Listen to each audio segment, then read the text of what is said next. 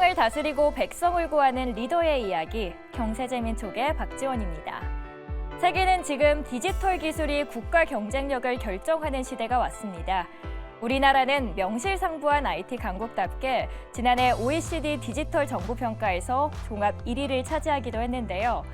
디지털 분야의 성장세를 유지하기 위해서 앞으로 어떤 노력들이 필요할까요?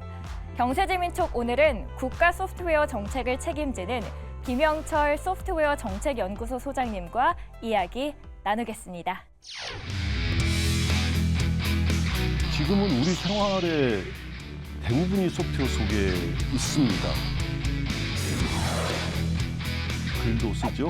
말도 사람하고 나눌 수 있게 되지요. 그림도 그리죠. 소프트웨어가 세상을 다 먹는다라는 얘기까지도 있었고요.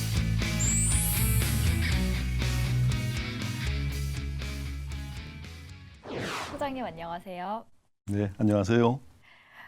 지금 계시고 있는 소프트웨어 정책연구소 어떤 역할을 하고 있는 곳인지부터 소개 부탁드릴게요. 네, 소프트웨어 정책연구소는 21세기 들어서 산업과 여러 가지 기술 발전들이 소프트웨어를 중심으로 갑자기 더 발전을 하게 됐어요. 그래서 정부에서도 소프트웨어 중요성을 더 인식하고 그 소프트웨어 정책을 체계적으로 발굴하기 위해서 소프트웨어 중심 사회라는 거를 선언을 했습니다. 그러다가 2014년에 소프트웨어 진흥법을 근간으로 해서 그런 소프트웨어 정책을 체계적으로 발굴할 수 있도록 전문 연구기관을 만들었고 그게 소프트웨어 정책연구소입니다. 그래서 저희 소프트웨어 정책연구소는 그러한 정책들을 발굴하고 그리고 해외 정책 동향을 선제적으로 파악하고 그리고 기술의 흐름도 미리 파악을 해야 정책을 잘 발굴할 수 있겠죠. 그렇죠. 예, 기술도 파악하고 사회 변화도 파악하고 그러면서 또 산업에 대한 소프트웨어와 AI 등의 산업에 대한 통계도 저희가 또 만들고 있어요. 그리고 새로운 시장이 계속 기술이 발견되고 시장이 발견될 때마다 신사업을 기획하고 제안하고 하는 것들을 저희 역할로 하고 있습니다. 정말 많은 일들을 하고 계신데 이 연구소가 출범된 지 올해로 10년이 됐다고 들었습니다. 네. 물론 여러 가지 성과들이 있었겠지만 어떤 성과들이 가장 컸을까요? 네, 잠시 10년을 바쁘게 달려온 것 같습니다. 네. 그 10년에서 크게 뽑을 수 있는 거는 소프트웨어 산업, 우리나라 소프트웨어 산업과 정책 측면에서 중요한 거가 소프트웨어 진흥법을 만들었다는 겁니다. 입법을 했다는 얘기인데 그거를 저희 연구소가 그 소프트웨어 진흥법을 만들 때 같이 정부와 참여해서 그것들을 발굴하고 조문들을 확인하고 문구를 만들고 하는 일을 함께 해서 좋은 성과로 냈던 게 가장 기억에 남는 일이고요. 그 다음에 저희가 또 소프트웨어를 어떻게 발전시킬 건가에 관한 소프트웨어 기본 계획이라는 걸 법정으로 또 해야 되는 게 있는데 그런 걸 또 저희 연구소가 또 주도적으로 또 정부와 함께 해서 그 기본 계획을 만들어서 발표를 했습니다. 그런 부분이 법과 정책 부분이 있는 거고 또 다른 부분은 이제 인재 양성에 관련된 부분도 저희가 많이 연구를 하고 기여를 해왔는데 각 대학에서 전 학과의 학생들을 다 소프트웨어를 가리키게 하는 이제 그러면서 정부가 지원하는 프로그램이 있는데 그 소프트웨어 중심 대학에 대한 기획 아이디어를 저희가 또 발굴을 했고 그리고 지금은 또 이제 AI 시대가 되면서 AI에 대해서 고도의 기술을 가진 전문가를 어떻게 양성할 것이냐에 대한 걸로 또 AI 대학원이라는 거를 또 정부가 지원하고 있습니다. 그 AI 대학원에 대한 또 기획안을 저희가 이제 발굴을 같이 한 인력 양성 측면의 것도 있고요. 이게 소프트웨어 하면은 과거에는 그냥 단순히 하드웨어를 작동시켜주는 운영 체계로만 알고 있었는데 기존에 있었던 이 소프트웨어와의 개념과 범위가 훨씬 더 확장이 됐을 것 같아요. 네, 맞습니다. 소프트웨어가 당초에는 하드웨어와 소프트웨어, 컴퓨터는 하드웨어와 소프트웨어로 구분된다로 해서 이 하드웨어, CPU 같은 거에 올라가서 얘를 구동하고 실행하는 그런 작은 영역이었는데 지금은 우리 생활의 대부분이 소프트웨어 속에 있습니다. 가령 제가 가까운 예로 우리 휴대폰을 보면 휴대폰에는 거기에는 뭐 액정도 있고 딱딱하게 만져지는 하드웨어들이 있지만 엄청나게 많은 앱들이 올라가 있고 거기에 안드로이드나 iOS나 운영체제들도 있고 그런 것들이 전부 다 소프트웨어고요. 그리고 이게 이 모바일 망을 타고 연결돼서 저 뒤에는 엄청나게 큰 데이터 센터가 있고 그거하고 연결되면서 다양한 서비스가 돼서 우리가 지금 주문하면 내일 아침에 오는 쿠팡도 있고 음식도 주문하고 여러 가지 사람과 로봇과 서비스가 다 움직이는 거를 포괄하고 있죠. 이제 그런 식으로 점점 넓어지고 있는데 그래서 단순히 얘가 하드웨어를 구동한다라는 개념이 굉장히 중요한 개념입니다만 거기에 넘어서서 세상에 우리가 일어나고 있는 사회의 모든 서비스를 담고 있다. 그래서 소프트웨어가 세상을 다 먹는다라는 얘기까지도 있었고요. 지금은 이제 AI 지금 뭐 챗GPT로 통해서 지금 현재 알려져 있는 이 AI의 발전을 보면 얘의 범위를 어디까지 두어야 할까 하는 생각이 들어요. 얘가 글도 쓰죠. 말도 굉장히 자연스럽게 사람하고 나눌 수 있게 되지요. 번역도 해주죠. 그림도 그리죠. 동영상까지도 맞아요. 해요. 이제 그런 거를 보이고 있고 또 우리가 자율주행차라고 해서 멀리까지 갈 필요도 없이 요즘 우리가 타고 있는 승용차들 대부분이 운전 보조 기능이 있습니다. 에이다스라고 하죠.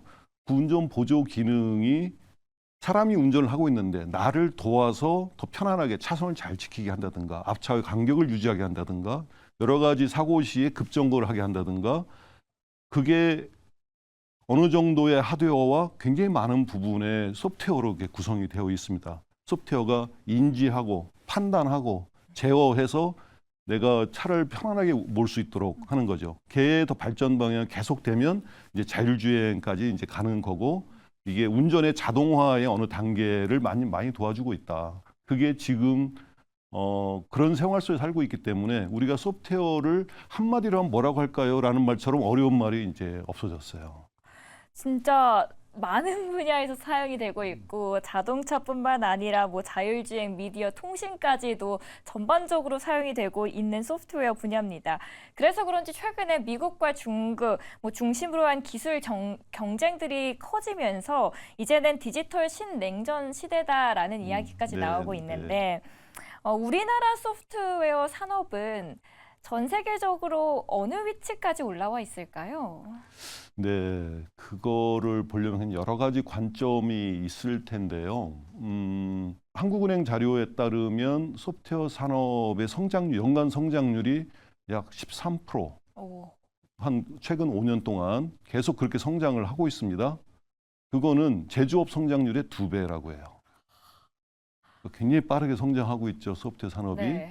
그리고 소프트웨어 수출은 연간 약 11% 정도의 성장률을 계속하고 있어요. 그것도 굉장히 빨리 성장을 하고 있는 수출에 관련된 부분이고요. 우리나라 이제 또 정부의 이제 또 산하기관에서 기술 수준을 또 발표하는 기관이 또 있습니다. 거기에 따르면 지금 우리 지구상에서 소프트웨어 분야에서 가장 최고 기술이 높은 데를 미국으로 보고 있고요. 거기가 100이라고 했을 때 네. 한 5년 전에 78점 정도가 우리나라의 소프트웨어 기술 수준이었는데 최근에 발표한 이제 22년도 자료를 보면 91%까지 이제 올라갔습니다. 엄청나게 네, 성장률도 굉장히 또 기술의 수준에 대한 성장률도 굉장히 빨리 높아지고 있죠. 이제 그럼에도 불구하고 우리나라는 이제 이 시장 이 국토의 크기나 이 시장의 규모가 상대적으로 많이 다르기 때문에 여기서 또 우리가 알토란 같은 이제 경쟁력 있는 그 제품과 기업들이 이제 나와서 또 더 수출도 많이 하고 더 경쟁력 있도록 정부도 늘 면밀히 어떤 정책을 해야 더 도움이 될까 하는 걸 고민하고 있고 또 역시 정부가 고민하고 있다는 거는 정부의 산하기관인 저희 소프트웨어 정책연구소도 늘 고민하면서 기업들에게 어떻게 정부가 지원을 해야 될까를 계속 고민하고 있고 그래서 더 나은 결과가 나와서 더 이제 우리가 소프트웨어 선도 국가가 될 수 있도록 노력하고 있습니다. 그런 많은 고민들이 모여서 결국은 제조업보다도 두 자릿수 더 많은, 두 배 더 많은 성장률을 네. 이룰 수 있었던 것 같아요. 이 소프트웨어 산업 중심에는 AI가 있습니다. 우리나라 기술의 현 주소는 어떤지부터 점검을 해보고 싶은데 네. 최근에 우리나라 AI 기술 수준 상당히 발전했을 것 같은데 어느 정도인가요? 네. 그러니까 오늘 얘기하는 AI와 우리가 2년 전에 얘기하는 AI는 양상이 좀 많이 다릅니다. 생성형 AI에서는 기본적으로 이 LLM이라고 해요. 거대 언어 모델, LLM이라고 하는데 걔의 기본 모델, 파운데이션 모델이라고 하는 기본 모델을 누가 더 방대하게 그리고 더 똑똑하게 더 좋은 데이터를 가지고 잘 만드느냐가 이 기술의 척도가 되는 각축장이 되었어요. 그래서 구글, 오픈 AI 뭐 여러 군데에서 이제 서로 엎치거니 뒤치거니 하면서 기술이 이제 발전됐는데 크게 시장을 딱 보면 많은 것들이 미국에서 나온 회사들의 제품들이고 또 많이 알려져 있지 않지만 중국. 그 파운데이션 모델을 갖고 있는 데가 이 두 개 정도인 것 같았는데 놀랍게도 우리 한국이 그 기본 모델을 가지고 있습니다. 자체 모델을. 한국의 기업들이.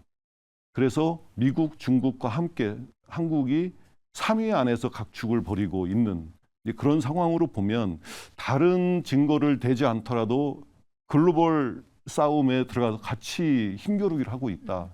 그런 걸로 봤을 때 그럼 우리의 기술 수준을 몇 등이다, 뭐다라고 말할 수는 없지만 이미 큰 경쟁, 글로벌 경쟁의 시장 안에서 함께 붙어 있다 정도로는 표현을 할 수 있을 것 같습니다.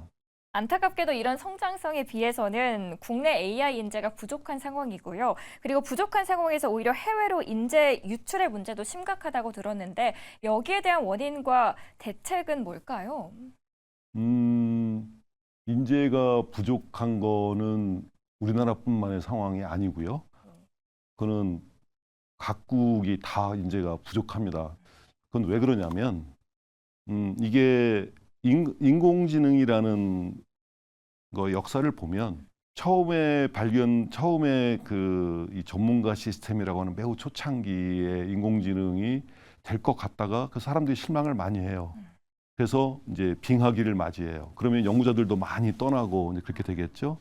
이제 그러다가 또 이제 뭐 뉴럴넷이라는 게 나와서 신경망, 지금 기술도 신경망의 그 기반을 가지고 있으면 성격이 좀 달라요. 초기에. 그거 가지고 이거 가지고는 되겠네라고 생각을 했어요. 그래서 싹 또 붕을 일으켰다가 그게 한계가 또 명확했어요. 너무 오래 걸리고 뭔가 정확하지 않고 그러니까 또 냉각기가 또 왔어요.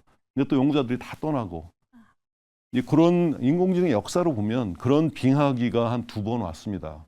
그리고 이제 세 번째 빙하기를 거쳐서 세 번째로 이제 붐을 일으킨 게 딥러닝이었어요.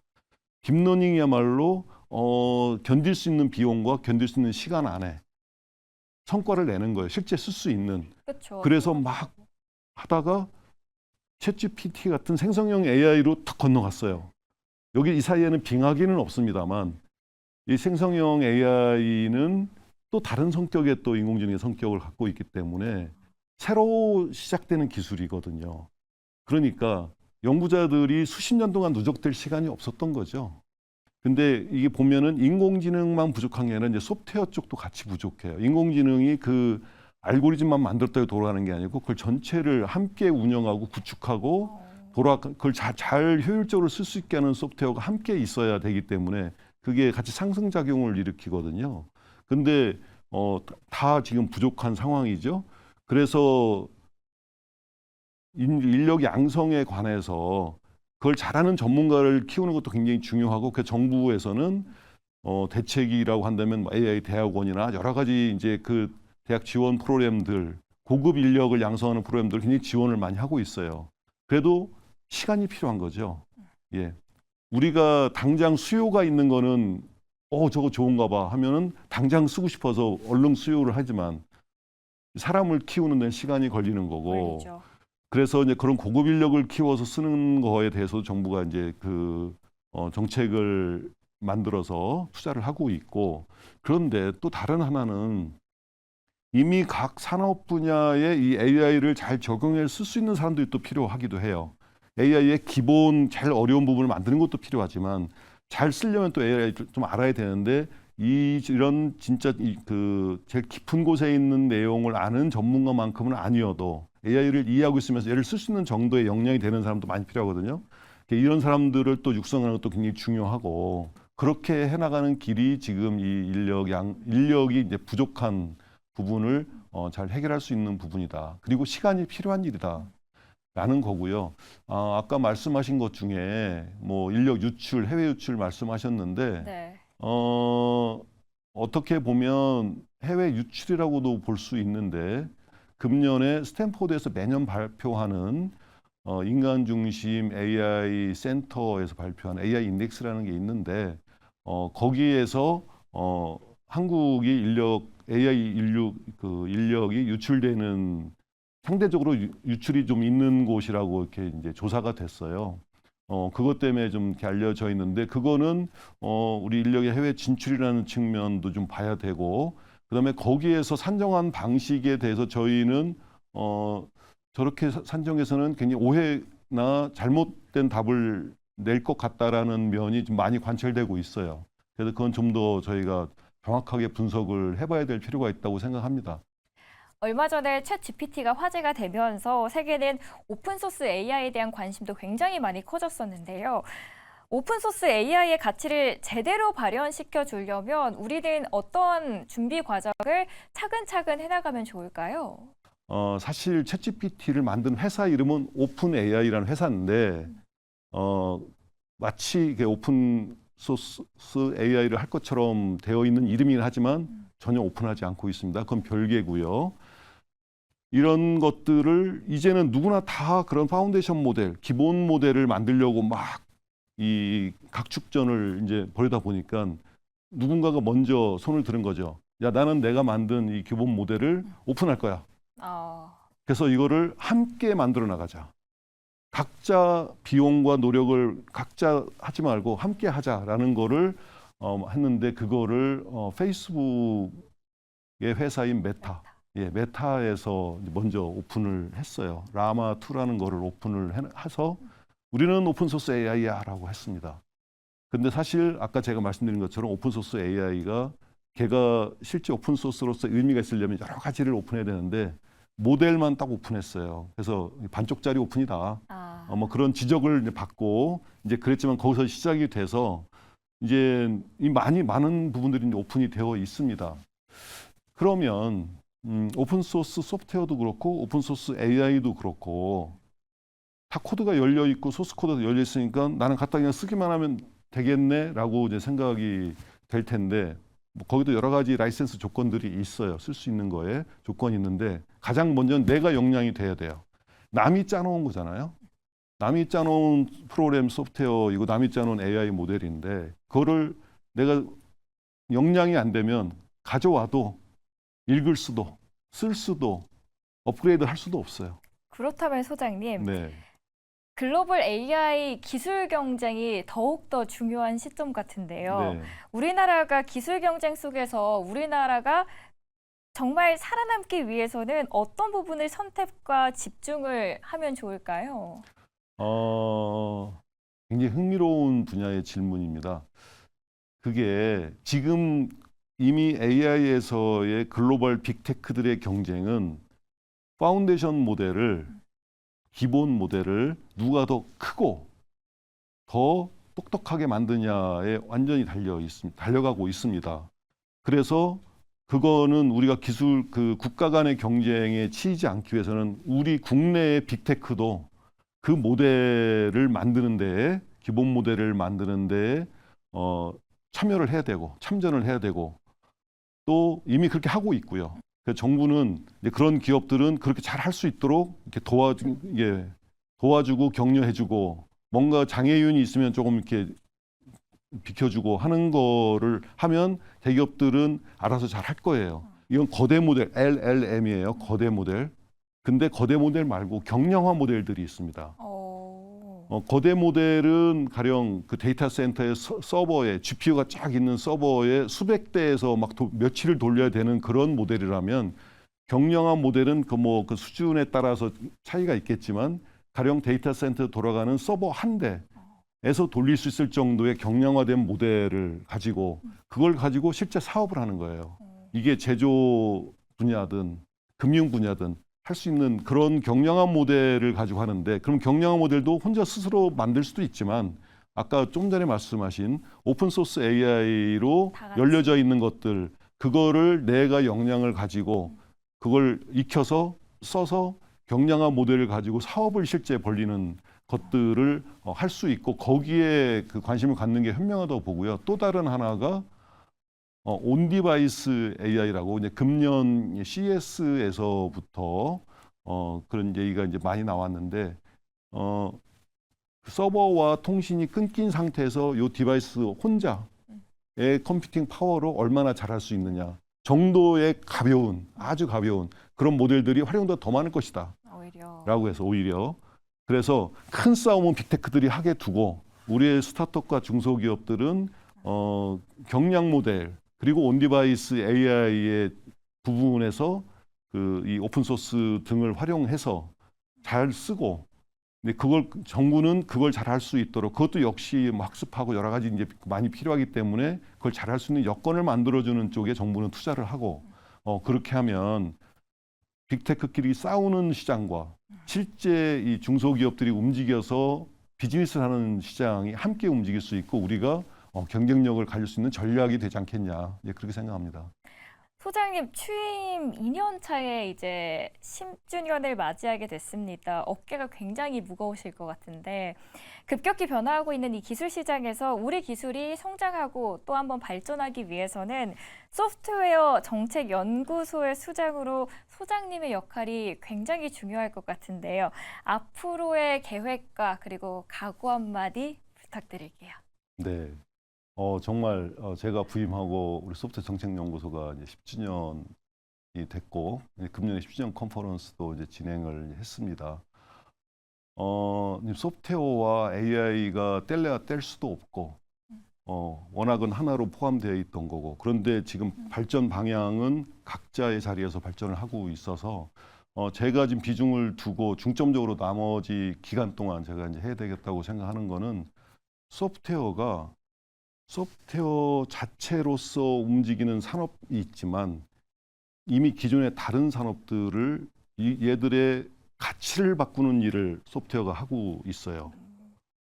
자동차 산업도 소프트웨어가 들어가서 가치를 바꾸고 있고요. 굉장히 여러 군데 발견할 수 있습니다. 그래서 이거를 저는 소프트웨어 융합이라고 지금 보고 있고, 이 소프트웨어 융합 영역에서 어떻게 정책을 발굴하고 여기를 어떻게 체계를 잘 잡을 것인가 하는 부분에 대한 기여를 이제 해야겠다고 이제 생각을 하고 있고요. 다른 하나는 지금 이제 생성 AI가 굉장히 많이 올라와 있고 발전하고 있습니다.